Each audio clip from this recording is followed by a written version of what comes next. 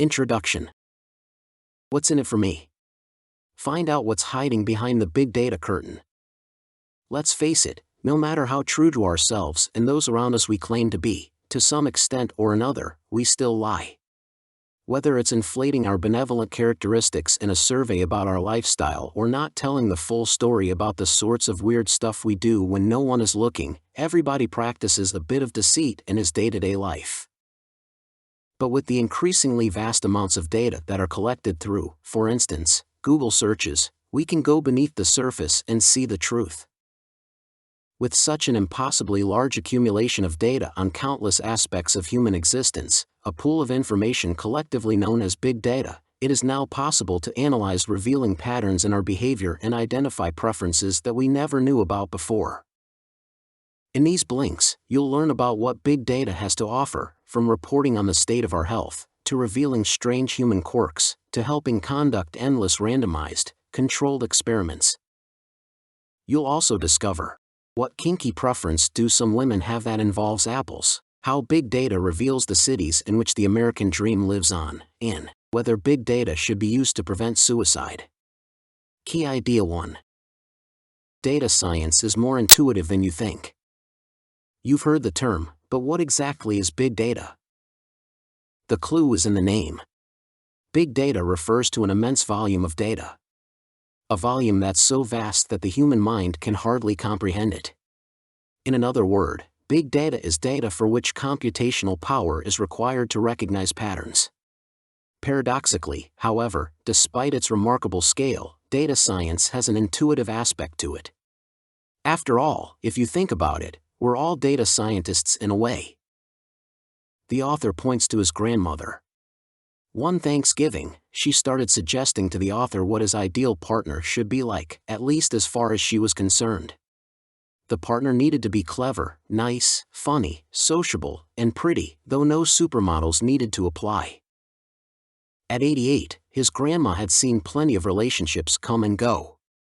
She was using years of information and data gathering to articulate the characteristics she saw as essential in successful relationships. She was utilizing information to spot patterns and predict how certain variables would impact one another, just as a data scientist would. However, although data science is an intuitive process, intuition itself isn't science. That's why utilizing gathered data correctly is essential to refining one's worldview. Data provides us with the material to confirm or rebut our initial gut feelings. It helps us identify more precise patterns and predictions than personal experience alone ever could. Let's return to Grandma. She was convinced that relationships last longer if partners have mutual friends. This notion was based on her own experience, as she and her husband had spent many an evening with their friends in Queens, New York. But in reality, her sample size was too small and the hard data suggests that she was mistaken. A 2014 study by Lars Backstrom and John Kleinberg, based on Facebook data, showed couples with more friends in common were more likely to change their relationship status from being in a relationship to single. This goes to show that though a gut feeling may get us far, data refine even the most intuitive person's perspective. Key Idea 2. Google is a good example of how big data can constantly provide new information. Data science is a useful tool. But what makes it special is not the amount of collected data, but rather that the data is useful. In other words, it's the kind of data that can reveal patterns or make predictions. Google is a case in point. Larry Page and Sergey Brin's search engine, founded in 1998, became such a giant not simply because they were able to collect lots of data. Rather, what set Google apart was that the collected data could be used efficiently. Before Google, when you typed Bill Clinton into a search engine, you'd just be given websites that contain the phrase most frequently. Often you'd get a load of irrelevant hits. Brin and Page's algorithm worked differently. They figured out that a website was likely more relevant to someone if it had more links from other sites that took a user to it. So, Bill Clinton's official White House website, which was the target of thousands of links, would be more useful than, for example, a site with only 100 links, even though it might mention him by name more often. They aggregated all that data about links and were able to spot patterns and predict what information was most relevant to the user. In the following summary, we'll explain 4 reasons why big data is so powerful. Google's approach is a good example of the first reason. Big data is entirely novel. It offers us a constant stream of new information. Before the days of big data, you had to wait for the Bureau of Labor Statistics to collect and calculate the current unemployment rates by way of phone surveys or wait for a report from the Centers for Disease Control and Prevention to learn about infection rates for certain illnesses. But now, you could potentially use Google's big data to track both of these, and that's exactly what Google engineer Jeremy Ginsberg did. He showed that flu-related Google searches, such as flu symptoms, indicative of the spread of influenza, can be used to track the spread of the disease across geographical areas and over time. Key idea 3. Big data doesn't lie. Recently, graduates at the University of Maryland were surveyed about their grade point averages, or GPA. Among the respondents, 2% admitted they had graduated with a GPA lower than 2.5 on a 4-point scale. However, according to official records, the number was much higher, at 11%. While this is just one example, it demonstrates a universal truth about surveying: people lie. But why? Well, it's natural that we want to look good, both to ourselves and others, so people adapt their answers to make a more positive view of themselves. This behavior of giving answers that make us look better is called social desirability bias. In addition, there's often a readiness among respondents to want to impress the person administering the survey. We want to make a good impression, whether we're anonymous or not. To take an extreme example, if you were answering questions from someone who looked like your dad, you might be unwilling to detail college drug experiences. It's a human propensity to tell untruths, which makes surveys unreliable when it comes to trying to understand behavior, thoughts, desires, and beliefs. This brings us to the second reason why big data is so powerful: it doesn't lie. Because it's collected through unfiltered online behavior, it will always reveal the truth. After all, people are far less likely to lie or skew results entering terms into search engines when no questioner is involved. Let's consider the subject of anal play. Would most people admit in a survey or interview that they like using the occasional piece of fruit in their sexual fantasies? It depends on the survey, but probably not. But when the author analyzed data from the porn site Pornhub, he found that some women were searching for anal apples. This just goes to show that big data can reveal some surprising things about people that they might not have wanted to share directly with another human being. Key idea 4. Big data allows us to understand small data subsets, too.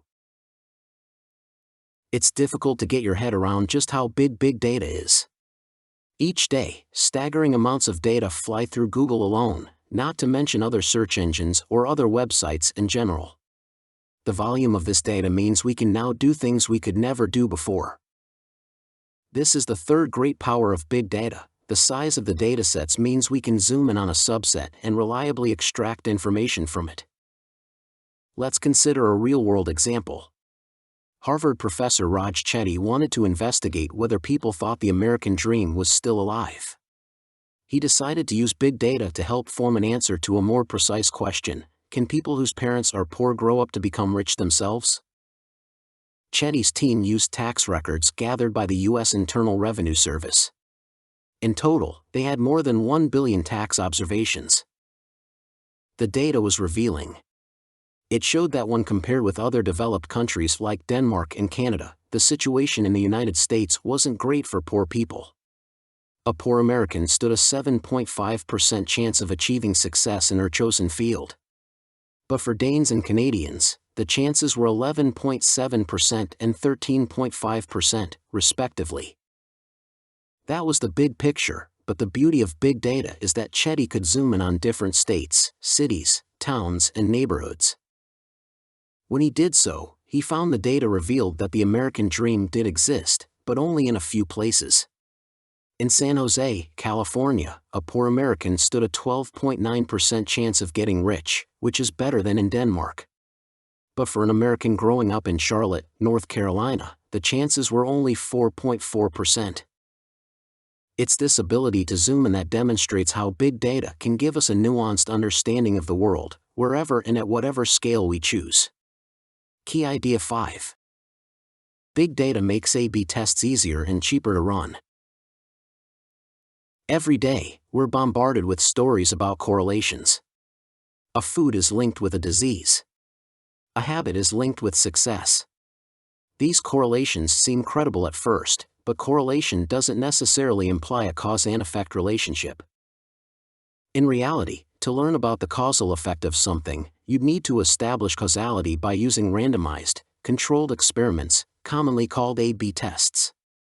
For instance, a study might report that people who drink alcohol only moderately are usually healthier. But does that imply that drinking moderately causes our health to improve? Of course not. In order to test whether drinking moderately improves health, you'd need to have a pool of randomly selected individuals split into two groups.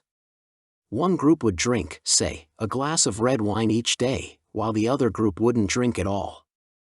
After a year, the two groups would be compared. If the first group were healthier than group 2, that would imply that drinking moderately was a cause of improved health. Big data makes it a lot easier to conduct A/B tests, and this is the fourth reason why big data is so powerful. Before big data came along, running A/B tests was highly demanding. For instance, to test a commercial's impact, you'd have to recruit participants, survey them and analyze the results. But now, data scientists can write a program that analyzes data from A/B tests. Barack Obama's 2008 presidential campaign famously employed this approach. Obama campaign directors wanted to design a website that would entice people to sign up and donate. They used different combinations of pictures and text, and were then able to analyze the relevant data to deduce which layout was most successful. By now, we've established a number of positive aspects of big data. Next, let's turn to the negatives. Key idea 6. Big data isn't great with too many variables or non-quantifiable concerns. Although there are definite advantages to big data, it isn't flawless. Its biggest limitation becomes patently clear in datasets with many variables. It's difficult to extract reliable answers because the number of variables obscures possible findings. Let's consider the work of the behavioral geneticist Robert Plowman. In 1998, he thought he had found a gene, IGF2R, that was indicative of people's IQ. He had obtained a dataset compiled from several hundred students containing information about DNA and IQ levels. Plowman compared their DNA with low and high IQs and found that IGF2R was 2 times as likely to occur in students with high IQs. Unfortunately, the correlation was a fluke. When Plowman repeated the dataset comparison a few years later, the correlation between IQ and the occurrence of the IGF2R was nowhere to be seen. It's easy to see why.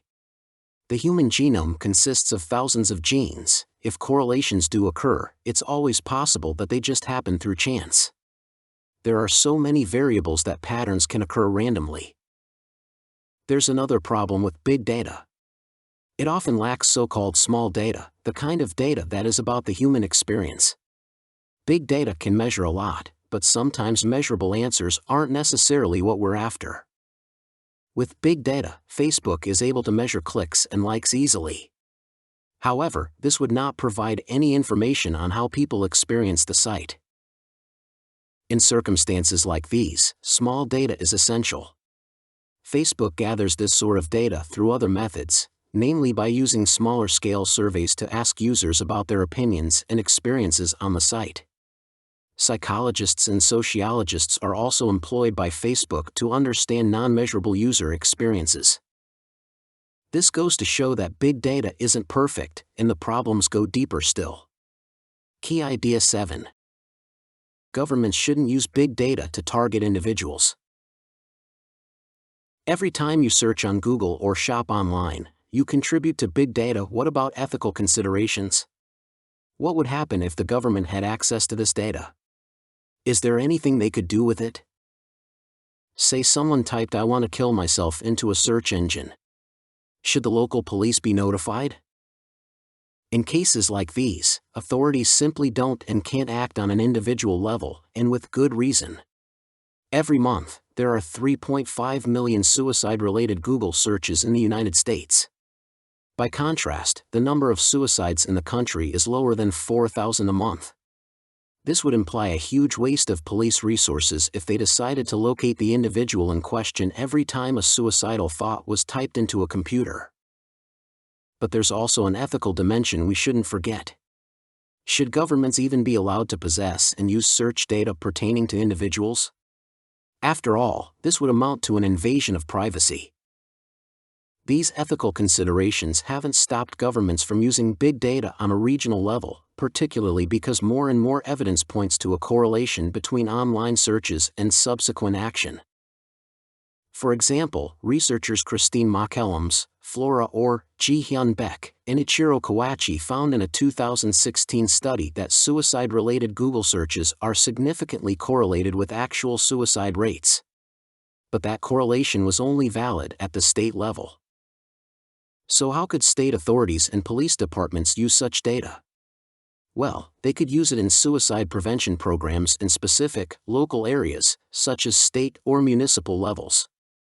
They could disseminate information in radio and TV commercials, with tips on where to go or whom to call if people needed help. It goes to show that, as well as revealing all sorts of interesting things about humans, big data can also be used productively in real-life situations as well. Final summary.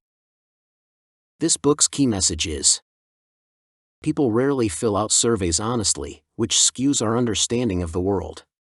But with the rise of big data, that is, the collection of incredibly large amounts of data from, for example, Google searches, we are able to spot patterns in human behavior and identify preferences that we never knew about before. Here are some actionable suggestions. Feel free to indulge in kinky sexual fantasies. You're not alone. Although you probably won't get everyone to admit to their fetishes, this may be just because some individuals worry they'll be socially excluded. So, if you dare, speak up about your true preferences. You're likely to get some weird looks, but as big data reveals, there's almost certainly someone out there like you. Instead of hiding it, you can make all the kinky and strange stuff you normally type into Google a topic of conversation. Maybe then you can start normalizing some of the unspoken aspects of human behavior.